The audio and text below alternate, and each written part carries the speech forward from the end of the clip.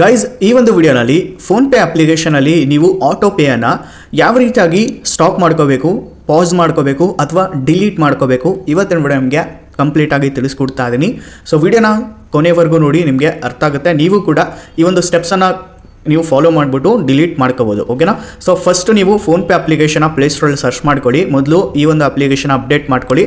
So update ಮಾಡಿಕೊಂಡು open ಮಾಡ್ಕೊಳ್ಳಿ. Already login ಆಗಿದ್ದರೆ ಓಕೆ, ಸೊ ನೀವು ಅದನ್ನು ಯೂಸ್ ಮಾಡ್ತಾ ಇರ್ತೀರಾ ಅಂತ ಅರ್ಥ. ಸೊ ನೀವು ಇಲ್ಲಿ ಪ್ರೊಫೈಲಲ್ಲಿ ಬರಬೇಕು, ನೋಡ್ತಾ ಇರ್ಬೋದು. ಸೊ ಇಲ್ಲಿ ಪ್ರೊಫೈಲ್ನಲ್ಲಿ ಬಂದ ತಕ್ಷಣ ಸ್ವಲ್ಪ ನೀವು ಇಲ್ಲಿ ಸ್ಕ್ರೋಲ್ ಮಾಡ್ಕೊಳ್ಳಿ ಗೈಸ್. ಸ್ಕ್ರೋಲ್ ಮಾಡಿದ ತಕ್ಷಣ ಇಲ್ಲಿ ಪೇಮೆಂಟ್ ಮ್ಯಾನೇಜ್ಮೆಂಟ್ ಅಂತ ಹೇಳ್ಬಿಟ್ಟು ಸೆಕ್ಷನ್ ಇರುತ್ತೆ.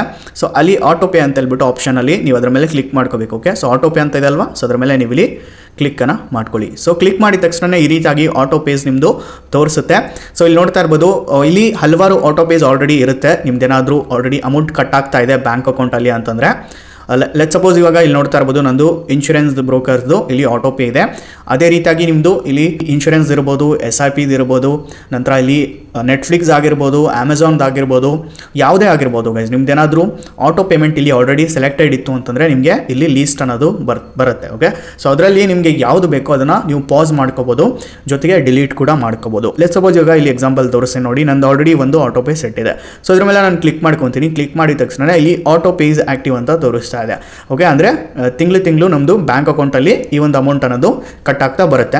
ಸೊ ಇಲ್ಲಿ ಸ್ಟಾರ್ಟಿಂಗ್ ಡೇಟು ಎಂಡಿಂಗ್ ಡೇಟು ಈ ರೀತಿಯಾಗಿ ಕೊಟ್ಟಿರುತ್ತೆ. Okay, so frequency any time ಅಂತಿದೆ. ಓಕೆ, ಸೊ ಇಲ್ಲಿ ಆಟೋ ಪೇ ಇಸ್ ಆಕ್ಟಿವ್ ಅಂತ ಇದೆಯಲ್ಲ, ಇಲ್ಲಿ ಪಕ್ಕಕ್ಕೆ ನೋಡ್ತಾ ಇರ್ಬೋದು ಇಲ್ಲಿ ಪಾಸ್ ಬಟನ್ ಕಾಣ್ತಾ ಇದೆ, ನೋಡ್ತಾ ಇರ್ಬೋದು. ಓಕೆ, ಸೊ ಇಲ್ಲಿ ಇದ್ರ ಮೇಲೆ ನೀವು ಕ್ಲಿಕ್ ಮಾಡ್ಕೋಬೇಕು. ಓಕೆ, ಸೊ ಕ್ಲಿಕ್ ಮಾಡಿಕೊಂಡು ಪಾಸ್ ಮಾಡ್ಕೊಳ್ಳಿ. ಅದೇ ರೀತಿಯಾಗಿ ಪಾಸ್ ಮಾಡಿ ಹಾಗೆ ಬಿಡಕ್ಕೆ ಹೋಗ್ಬೇಡಿ. ಇದನ್ನು ಬೇಕಂದರೆ ನೀವು ಇಲ್ಲಿ ಡಿಲೀಟ್ ಕೂಡ ಮಾಡ್ಕೋಬೋದು.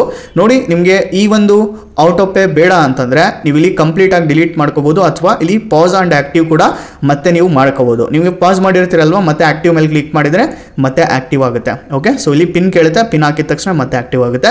ನಿಮಗೆ ಬೇಡ ಅಂತಂದರೆ ಇಲ್ಲಿ ಪಾಸ್ ಮಾಡ್ಕೊಳ್ಳಿ ಫಸ್ಟು. ಸೊ ಪಾಸ್ ಮೇಲೆ ಕ್ಲಿಕ್ ಮಾಡಿದ ತಕ್ಷಣ ನಂತರ ಇಲ್ಲಿ ಡಿಲೀಟ್ ಆಟೋ ಪೇ ಅಂತ ಆಪ್ಷನ್ ಇರುತ್ತೆ, ನೋಡ್ತಾ ಇರ್ಬೋದು. ಸೊ ಇಲ್ಲಿ ಡಿಲೀಟ್ ಆಟೋ ಪೇ ಮೇಲೆ ಕ್ಲಿಕ್ ಮಾಡಿಬಿಟ್ಟು ನೀವು ಇಲ್ಲಿ ಕಂಪ್ಲೀಟಾಗಿ ಇದನ್ನು ಡಿಲೀಟ್ ಕೂಡ ಮಾಡ್ಕೋಬೋದು. ಓಕೆ, ಸೊ ಈ ರೀತಿಯಾಗಿ ನಿಮ್ಮ ಒಂದು ಆಟೋ ಪೇನ ನೀವು ಇಲ್ಲಿ ಡಿಲೀಟ್ ಮಾಡ್ಕೋಬೋದು, ಜೊತೆಗೆ ಪಾಸ್ ಕೂಡ ಮಾಡ್ಕೋಬೋದು ಗೈಸ್. ಓಕೆ, ಸೊ ನಿಮಗೆ ಕಂಪ್ಲೀಟಾಗಿ ಅರ್ಥ ಆಯಿತು ಅಂದ್ಕೊಂಡಿದ್ದೀನಿ. ಸೊ ವಿಡಿಯೋ ಇಷ್ಟ ಆಗಿದ್ದರೆ ಗೈಸ್ ಲೈಕ್ ಮಾಡಿ, ಹಾಗೆ ನಮ್ಮ ಚಾನಲ್ನ ಸಬ್ಸ್ಕ್ರೈಬ್ ಮಾಡ್ಕೊಳ್ಳಿ. ಸೊ ಸಿಗೋಣ ಗೈಸ್ ಮತ್ತೊಂದು ವಿಡಿಯೋನಲ್ಲಿ. ಅಲ್ಲಿವರೆಗೂ ಪೀಸ್ ಔಟ್.